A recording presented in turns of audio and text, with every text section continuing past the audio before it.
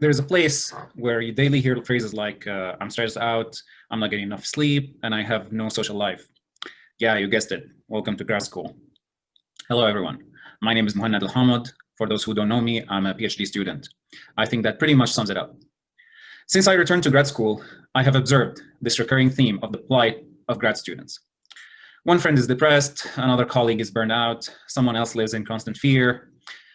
But what I really believe is that there is an underlying factor to all of this, which is the student's perception of their own self-worth. So I decided to have some fun dissecting this phenomenon.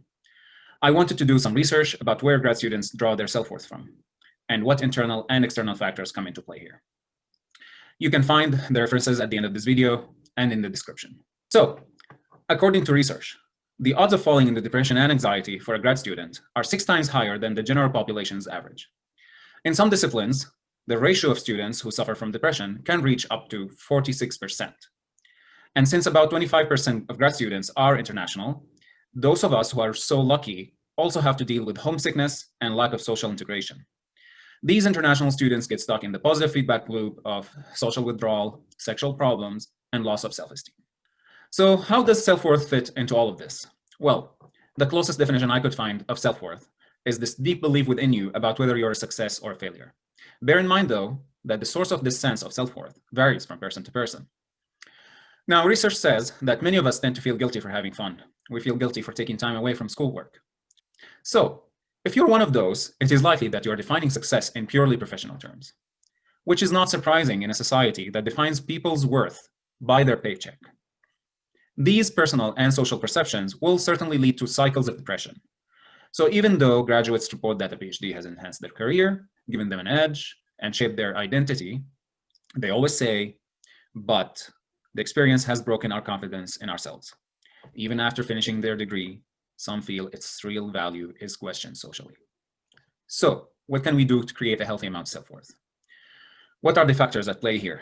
Well, according to research, there are some internal ones and some external ones.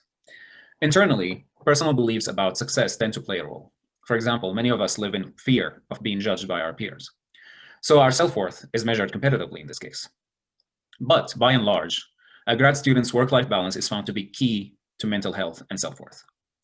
Now, sadly, most grad students, and even professionals, put their professional responsibilities first and before personal ones. This is especially true in the American culture, where workaholism has become so normalized. Finding the time for things like fitness and creating social bonds is quintessential for lifting your spirit. So, while finances and being overworked are real problems and barriers, it is crucial that you set some time aside for self-care, no matter how simple or little. The inability to reconcile personal and academic life is inevitably going to lead to stress, and this in turn is responsible for your sleep disorder, depression, and burnout. Now, externally, your relationships with your advisor and fellow lab mates certainly plays an important role. One research shows that for men, the relationship with faculty is more detrimental, while for women, the relationship with peers is more so. Social support is evidently important. Grad students report a limited number of peers to socialize with and being too busy to meet non-students. This is especially impactful to international students who experience a cultural change paired with the deprivation of social support due to moving. In fact, international students find it difficult to build relationships with Americans beyond the superficial. This is probably due to cultural and lingual differences. So, to get a better sense of this picture, I also decided to interview some of my fellow grad students to hear their own accounts of this subject. Let's listen to some while drinking some tea, and I'll come back and at the end and put my thoughts together. Hey, Hala, how is it going? Good. Good. Good. So I'm Hala Alroumani. I am Mo's sister. I live in Berlin for 3 years now, 3 years and 3 months. I came here essentially to study my master's in international relations and cultural diplomacy, and for a future plan to stay in Germany. Okay. I work in the social sector as a social worker, and sometimes as a social counselor, also because I work with refugees who suffer from trauma and psychological problems. And yeah, this is me. Yeah, I'm Cory Ilo, a second-year PhD student here at Virginia Tech in the computer science department. researching like augmented reality and next generation interfaces. Do you want to introduce yourself? Okay, so my name is Mohannad Tausif. I'm from Bangladesh and I've been in USA for 1 year now. So I came here to do my PhD for some reason, and so here we are. I mean, honestly, I said some reason because I absolutely had never dreamed that I would do PhD in my life. Hello, Katrina. Nice to see you again. Hi, Mohammed. It's great to see you too. Yeah, so would you like to introduce yourself before we start? Yes, of course. So my name's Katrina Colucci-Chang. I use she, her pronouns. I was born and raised in Puerto Rico, but I did my undergrad in Fairfax, Virginia at George Mason University, where I got a bachelor's degree in bioengineering with a minor in signals and systems and a minor in dance. So if engineering wasn't hard enough, I added a minor to it. And then here I am at Virginia Tech getting my PhD in biomedical engineering. Hopefully I'll be graduating in May. Do you feel proud about being a PhD student? Do you think that's something that gives you a purpose, or do you feel like you're wasting your time? It's useless. Oh, I like how the stark contrast between the options. Is your life worthless, or is it, yeah, somewhere in between. But no, in all honesty, I am very proud to be a PhD student. It's one of like the first things I tell people when I meet new people, because it's very much my life now. I don't think it's useless, but I think I'm different in the fact that I'm noticing, at least in a lot of the PhD students I've met, they come straight from undergrad or a graduate program. They've never really worked in industry. So I feel like for some people, it's the why of the PhD program is a little bit more difficult or a little bit more fuzzy. Some people are just like, well, I'm here because, it makes more sense than going into industry. Or I want to be a professor. But I have like the explicit goal of becoming a research scientist. And the most structured way towards that is getting a PhD.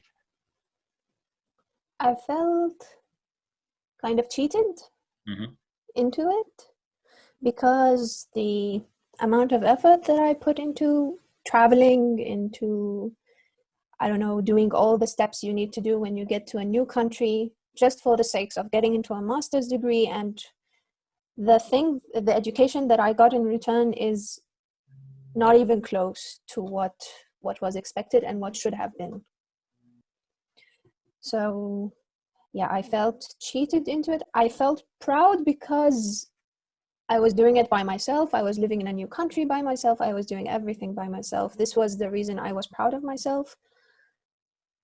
But there were so many moments where I felt like, okay, it's not worth it. No. So can you tell me, for you, where do you draw your feeling of self-worth? Like, what makes you feel good about yourself? Whatever happens, I really want to teach people because I feel like that's something I enjoy and I'm kind of good at it, like compared to everything else. Okay. And I felt that when I was doing that, like teaching, or even when I was grading, many people tend to complain about grading a lot. They're like, why do I have to do that and stuff like that? Like I heard many of the lecturers and professors before complaining about that. And I actually enjoyed it. Like there were so many fun answers in the exams.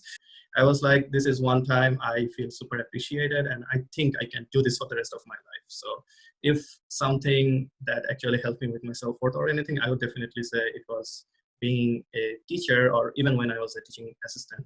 I really enjoyed that just because of the feedback I got from the people. I convinced myself that if the masters will not give me this sense of success, then if I divert my attention to build myself in order to have a better job here in Germany, then I started working on that.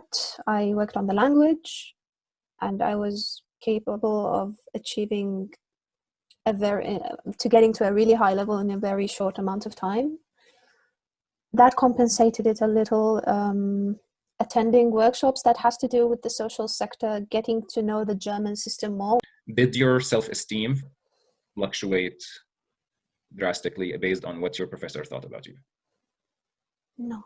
About your work? Okay. No, because I know that he is only saying this from a professional perspective. It's not meant to be personal. And this is the first time I write a thesis this big. It was more than 100 pages, and the topic was really, it was hard, and there were a lot of details, what I should be writing, what I should not be writing, the difference between specific terms. It would be such a small difference, but it would make a huge huge impact in the way I use them in the research. And when he would give me, when he would say, no, you should not have written this, please do this, please correct this, please rewrite this, I would get frustrated because I have to do the work again, but I would not be cruel with myself and judge my work based on what he said. No. I feel like if your self-worth is affected too much by external forces, that's something that is more inherent to you. And it wouldn't just be about the PhD. It would be about a lot of the things that you allow to affect you. Because like I think there's this one quote that I like a lot. It's just like, you don't always own the situation and the things that happen to you, but you do always own the response. If you have enough self-worth, it's not going to matter about like the opinions of others. You're going to be proud to tell them that like, I'm a PhD student doing X, Y, and Z. Like this is important stuff that I'm doing. So I took what was this class? The research methods in CS, where it's not really about research methods. It's about, so you want to get a PhD? Here's the lowdown. That's what the class should be titled. But I took that class and he kind of like made it sound like the opposite. Is just like, well, you know, if you can't make it in academia as a professor, you go into industry and you're a failure. And I was just like, I don't know. Research scientists tend to make a lot of money. Professors make money if they're good at writing grants and getting money, but in industry, they just throw it at you and tell you to do whatever you want, which I'd much rather live that life. If that's considered a failure, I want to be the biggest failure. Your advisor says some feedback, whether negative or positive. How much does that affect how you feel about yourself? I mean, that definitely affects a lot. I mean, my self-worth is always revolving around what others are saying about me. So like, it's not something I judge by myself. It's more about like someone giving some sort of like validation or giving some sort of like positive feedback or negative feedback, something like that. From my personal view, I think I'm trying my best, but like, even then I feel like maybe it's not enough. But like if someone gives me some sort of like valid opinion, like for example, if someone outside my class told me, hey, you're a good teacher, that wouldn't make much like difference. But like if my student directly tells me, hey, you're a good teacher and you did this, and I'm like, oh, he was actually in my class and he said that, so maybe I will believe that and I'll feel good about it. Or if they were in my class and say something bad about me, I'll be like, okay, next time I'm going to fix myself so I'm better at it. So it kind of depends on what others are saying. So yeah, definitely, like even if my lab mates say something to me or my professor says something to me, that is going to have a tremendous effect on me. But if it's like me trying to judge myself based on other people's like progress or something like that, in that case I'd be like, everyone has a different like timeline, you know, like maybe they did something real quick and they're really good at it. Good for them. I'm really happy for them. And maybe I will get there eventually. So I wouldn't exactly compare myself with others. It's just that like I'm on the, you know, like time limit that like in 5 years I need at least 3 papers. So that's what worries me. It's not that like someone else is doing better than me. As a person, we have to kind of remind ourselves is that we may not be where other people are, but that's okay because we are where we have to be. And so that's what I try to remind myself all the time. And like I was saying, I do these to-do lists every day of like things that I have to do. And by checking those things off, like if I accomplish a number of tasks on a certain day or even just one, I can say, hey, you know, I accomplished this. I should get, I feel like I should reward myself for accomplishing. Something a lot of grad students don't realize and feel like, right, advisors like a god who like, yeah, exactly. It's something I see all the time. They're just like, oh my god, my advisor, everything he says or she says is law and whatnot. I'm just like, well, nah. They want you to push back. Right. They want you to become a researcher. Like you have to think for yourself. Your advisor, did he push you to do too much work that is not proportional to what you think is reasonable? No, he was very logical regarding the work. Okay. And when he felt like I was tripping over the limits and about to overwork myself without me feeling about it, then he would just automatically say, don't do this. Nice. Wow. Okay. No, he was a really good professor. Even I remember when I first started my thesis, I asked him, which is a really stupid question, how many hours should I spend per day writing? And he just looked at me like, are you really asking this question? Each student has his own strategy. You go create your own. Would you say, have you been able to manage work-life balance? I don't think I've mastered this work-life balance. Well, I definitely didn't master it before and definitely still haven't mastered it afterward. I think the reason behind why before the pandemic was because my research is in Roanoke, Virginia, and I live in Blacksburg, so I have to commute pretty much every day, 45 minutes back and forth. So that's, I mean, let's round it up to an hour, you know, just because of traffic's sake and whatnot. So that's 2 hours of my day that I'm basically commuting. And then you might say, well, why don't you just move, right? Move to Roanoke. That way you can save the time. Well, that's easier said than done, right? Because I mean, all the friends and the social life that I made in Blacksburg, right? I mean, that support group is in Blacksburg, it's not in Roanoke. So if I were to move to Roanoke, I basically am isolating myself from my support group. So would I rather stay in Blacksburg than move to Roanoke? Yes, I would say. It's because of that piece of, it's, first of all, it's that social group that I've built and that network that I've created. Like people think work-life balance is static, but it's really dynamic. Like sometimes there's just a lot of work to do, and you know you're going to be working for a little bit longer than usual. But after that, you know, you can take your rest as needed. And this is something that industry taught me. It's just like you have to manage your advisor. Otherwise, they'll just be telling you what to do. So you have to be the one taking the reins, and you have to essentially manage yourself, which I'm fairly confident I can do. So yeah, that's kind of how I've handled the problem. I think I had to accept myself first that, hey, this is my journey. It's going to take some time. You may, and I will say, and I know my advisor wants me to be possibly like further along in my career, but there are other things that I want to do in my graduate career, and I have to, and if I'm happy about it, that will reflect on my research. So, and I think that's something important that a lot of grad students need to understand is you have to first be happy where you are at, because if you're happy where you're at, then you can be productive. You can do pretty much whatever you want in your research. And I think my advisor and I, we've come, I know personally my advisor and I have come to that conclusion where, yeah, because I'm happy and I know where I'm going and I'm happy where I am, I can be productive and good for him. And he doesn't complain. He's happy. He only gives me positive feedback. It's kind of like expected. Like, yeah, you're a grad student. I mean, you should work 15 hours a day or whatever, you know, like, it's like, this is normal. It's normalized. Mm-hmm. Do you feel people who do this, do you feel, from the people you know, do you feel they have normalized it inside that, yeah, this is how life is? Or do they feel like, it's okay to do this if I have a deadline, but life should not on average be like this? I mean, it is, the both thoughts are in them. Like they know that this shouldn't be normalized, but it's more like, yeah, I'm expected to do that, so I will have to do it anyway.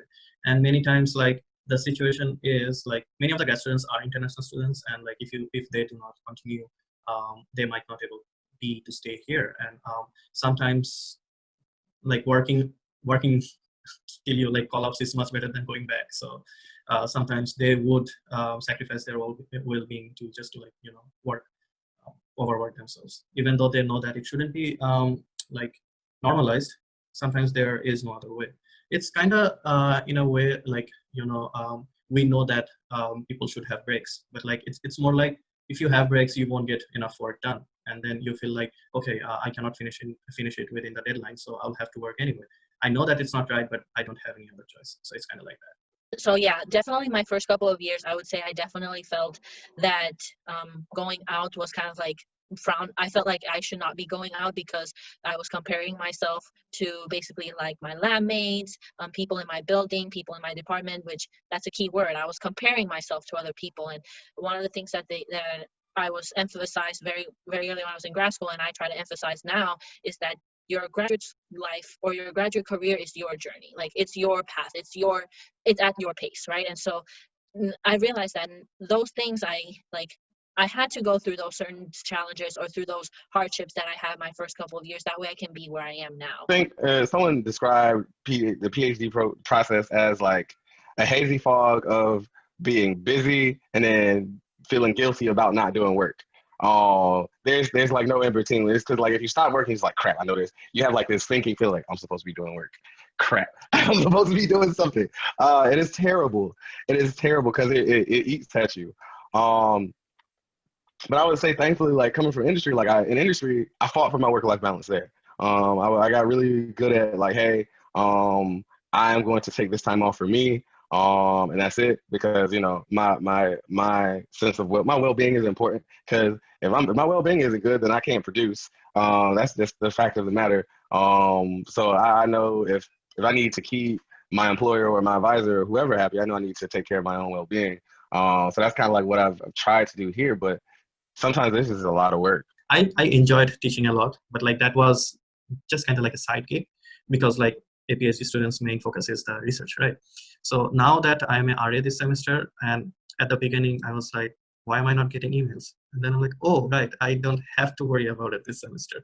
So I felt relieved, but in the back of my head, I was like, am I not working hard enough? Because I was supposed to be overworked to death, and I am having enough time to think about this. Like, holy shit, I didn't expect that to happen. So yes, I worked so hard in the spring semester that now I was kind of feeling guilty at the beginning, because like, this is not a normal semester, like this doesn't happen. And now I am more used to the idea that maybe I will have free time just because I don't have a side gig to worry about, right? The only thing that's really keeping me sane is just going to the gym. So like one thing, I kind of like put the guilt on the back burner, and I was just like, I just schedule in my downtime. Like I go to the gym in the morning, and it's usually for 3 hours. Does it take me 3 hours to complete my workout? No. But I'm in there, and I may just be stretching or something or what have you, because that's my downtime. That's my get ready for the daytime. I'm a huge advocate for no work on the weekends. I think weekends is like a sacred, like you need a break from school, from research, from your job. And I felt sometimes that I can easily work on a Sunday, on a Saturday or a Sunday, because it's so accessible. I mean, I have the computer with me all the time. So yeah. Like my first semester, I realized, oh, like even like holidays like Thanksgiving and Christmas, it's very vague whether you actually take them off or not, which I think, to me, it's messed up, in my opinion. It's interesting how this got normalized in the American culture. Like, Yeah. Like I was reading this paper about the subject, and one of the students like said, you're supposed to feel guilty if you go home before sunset. Like, you know, like if you should leave work and it should be dark, you should not enjoy the day in any way. You know, there's some people that really have a mindset of like, I want to get this paper done by a couple of months, and they do it, you know, right? And they just put all the time and effort into it. I'm the type of person that, yeah, I want to finish this paper, right? But I also want to breathe. I want to enjoy life, and, you know, not, and yeah, and kind of like have a mental break. How was your process of getting over this sense of guilt? How did you reach this conclusion that it's okay for me to take care of myself? I think the similarity between the people that kind of have come to the same conclusion is that we understand that like school isn't everything. And we understand that, like, you know, there's a life outside of school, and I feel like that's because of our exposure to things that aren't academia, you know. But I would say I came to this conclusion. Well, I had come to this conclusion before I had come to school. I knew that this was going to be difficult because I was a master's student before at RIT in upstate New York. And then I had figured out, let's just say I had almost gotten into some trouble because I didn't understand work-life balance. Like I was very much like teetering on the edge of like doing too much, and it was starting to like affect like my work output. So I learned the hard way a while ago about not taking care of yourself and what that looks like. So I have like very much firsthand experience what happens when you don't do that. So I kind of made a promise to myself a while ago that I wouldn't fall into the habit of like giving of myself past the point of what I can give, you know? You're living away from friends that you grew up with and maybe best friends, right? Mm-hmm, mm-hmm. So how do you feel that affected your, let's say, social support and mental health? Like, did it take a toll on you? Or? Oh, for sure. Yeah. I mean, I can say especially in my undergrad, like that first year and a half that I was in one state and my mom was in Puerto Rico and my dad was here in Virginia. I mean, I definitely felt lost. I mean, I had like a group, don't get me wrong, that I tried hanging out with, but it was just very hard. I mean, it was one, because it was my first time in a predominantly, at that time I was in a predominantly white school. And so it was my first time living outside of Puerto Rico. And so I think what really shocked me was that I was quote unquote categorized as something, which in my life I never really had been categorized. I mean, yes, I was categorized as like multiracial, or yeah, I'm Chinese, Italian, Puerto Rican, but like at the end of the day, like everyone who was in Puerto Rico, we all were Puerto Ricans. But being here in the States, like I was categorized as something, and that already meant like, oh, that means you are gonna do certain things or you're gonna hang out with certain people. Berlin is a very unique city. It's extremely huge, big, and that's one of the top reasons why a person would feel alone in this city. But something that also intensified my feeling of loneliness is that back then I was also not the easiest person to blend in a group. I always used to stay away.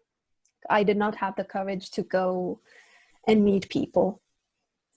This also intensified the situation, I would say.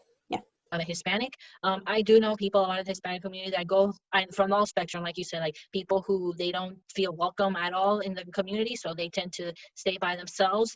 People who they tried going out and being in the community, but they felt a sense of rejection. So then they were willing to be open, but then they felt that rejection. And then all the way to the ones that like myself, who I will say I have received both feedback, negative and positive receptions, but I try to focus more on the positive side, right? On the people who have been more welcoming, because I know that those are the people that are willing to support, that are willing to get to know me better, who want to support me. It's really a sense of who I think it's really the experience, and I feel I'm very sad, or I lament those that have that negative experience, that they've either lost hope or they've given up. That because I feel there are people. I mean, I'm a testament that there are people out there that are willing to say, yes, come and join us. We want to learn more about you, and look what we have here to offer. Because I mean, you can find community. It's just you have to look for it. It's not going to be given to you. You have to. It's not going to be given to you in a platter. You have to go looking for it. You got to make some effort. Many people are like, there's not much to do in Blacksburg, or like, it's so boring. And I'm like, dude, the COVID ruined everything. I was just having so much. To many other grad students, they're like, how are you managing time to do all of this? And I'm like, I don't know, because like they do not expect to have that much time for other stuff. They are just expected to work. And I tried to set aside time for all of those, just because I felt like if I just kept working, I feel burnout. So those are necessary. So after talking to these awesome people, I honestly felt two things. One is that I'm definitely not alone in how I feel about the problems plaguing grad school, but also I felt more hopeful when I saw people are more aware and resistant to their circumstances. I think my takeaway from these conversations is that there is a certain mentality and some practices that, when embodied, can really help overcome the difficulties of grad school. For example, you certainly need to find your own calling, where we all have different things that make us tick, and life without having some purpose to work towards achieving can quickly become dull, and it doesn't have to be your research. Life is bigger than that. It can be extracurricular. You just need to find the things that make you thrive. You also need to do things at your own pace. Life is your own journey. It is good to push to do your best, of course, but life is to be lived to. You need to create and enforce your own balance to have a sustainable and happy life. This is something you fight for usually. It is not handed to you on a golden plate. Don't be shy about fighting for it. Also, don't be cruel to yourself. It is okay to make mistakes and to learn from them. It is okay to reward yourself with something as little as taking a walk outside in the middle of the day, or even seeing a friend for coffee in the afternoon.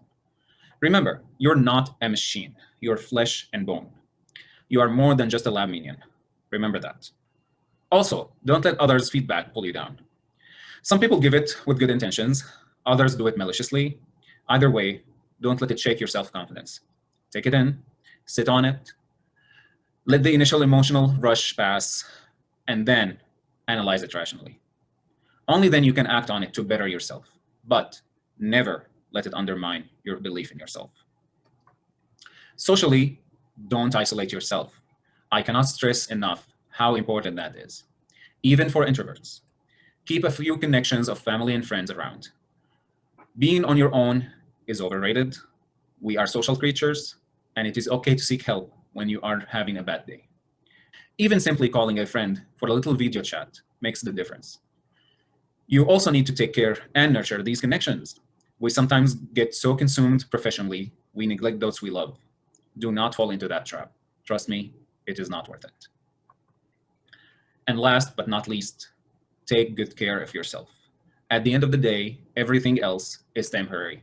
You are the only constant in your own life. So keep that in perspective. Thank you for listening. Live long and prosper. I think it's something like this. Yeah, I don't know how to do it. Just live long and prosper.